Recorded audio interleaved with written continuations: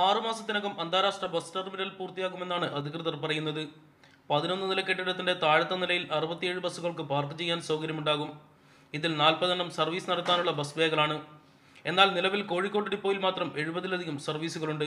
മറ്റ് ഡിപ്പോകളിൽ നിന്ന് വരുന്ന സർവീസുകൾ കൂടി പാർക്ക് ചെയ്യേ ബസ്സുകൾ സ്റ്റാൻഡിന് പുറത്താകും. ദിനേന 120 ബസ്സുകൾക്ക് പാർക്കിംഗ് സൗകര്യം ആവശ്യമാണ്. KSRTCയുടെ പുതിയ ബസ് ടെർമിനൽ യാഥാർത്ഥ്യമായാൽ അവിടെ എല്ലാ ബസ്സുകൾക്കും, ഇവിടെ കോഴിക്കോട് വരുന്ന എല്ലാ ബസ്സുകൾക്കും കയറി ഇറങ്ങി പോകാനുള്ള സൗകര്യം ലഭ്യമായില്ല.